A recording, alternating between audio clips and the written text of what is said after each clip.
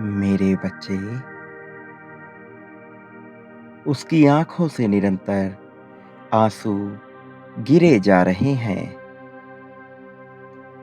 वह अपनी गलती पर बहुत शर्मिंदा है। वह स्वयं को दोषी मानकर बार-बार प्रायश्चित किए जा रहा है। उसे इस बात का एहसास है कि उसने तुम्हारे साथ बहुत गलत किया है, लेकिन वह समझ नहीं पा रहा है कि अपनी गलती की क्षमा वो तुमसे कैसे मांगे। मनुष्य क्रोध में और प्रेम में कई ऐसी हरकतें करता है जिसमें उसका विवेक उसका साथ नहीं देता, जिसकी वजह से वो कई गलतियां कर बैठता है। उसके भी साथ कुछ ऐसा ही हुआ है मेरे बच्चे। उसने भी इन्हीं कारणों से तुम्हारे साथ कुछ ऐसी हरकतें कर दी हैं, लेकिन वास्तव में उसका इरादा तुम्हें चोट पहुंचाने का नहीं था, बल्कि जब मनुष्य की परवरिश ऐसी हुई होती है कि वो अपने भीतर के अहंकार और अपने स्वाभिमान में अंतर जान नहीं पाता, तो वो ऐसी हरकतें करता है। लेकिन यदि व्यक्ति का मूल स्वभाव बढ़िया हो, तो फिर वो बाद में पश्चाताप करता है। उसे अभ्यास की आवश्यकता होती है अपनी आदतों में सुधार के लिए। तुम्हारे साथ भी उसने जब ऐसा किया, तो उसे थोड़ी ही देर बाद अपनी गलती का एहसास हो गया। मेरे बच्चे, वो तुमसे प्रेम करता है। वो कभी भी तुम्हें दुखी नहीं देखना चाहता।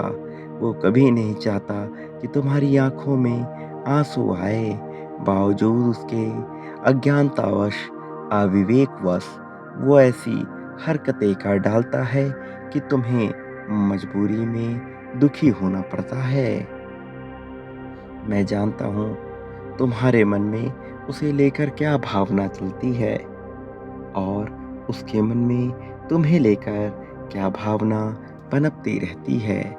और मैं आज तुम्हें ये बताने वाला हूँ कि उसके मन में तुम्हें लेकर बिल्कुल ही पवित्र भावना है। वो तुम्हें प्रेम करता है, तुम्हें दुखी नहीं देखना चाहता है।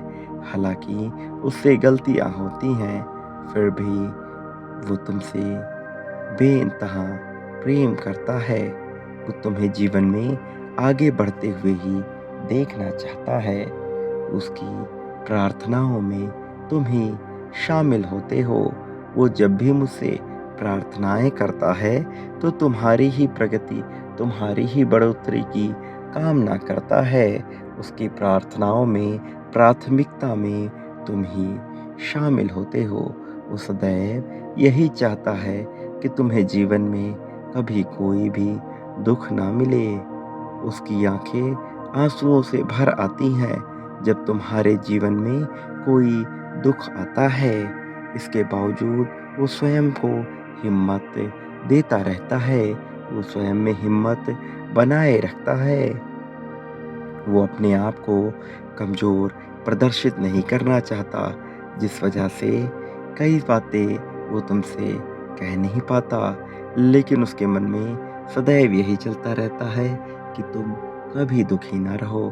तुम्हारा हँसता-खेलता, मुस्कुराता चेहरा ही उसे पसंद आता है। और उसकी प्रार्थनाएँ इस समय इतनी ताकतवर हो चुकी हैं कि मुझे तुम तक ये संदेश पहुंचाना ही पड़ रहा है।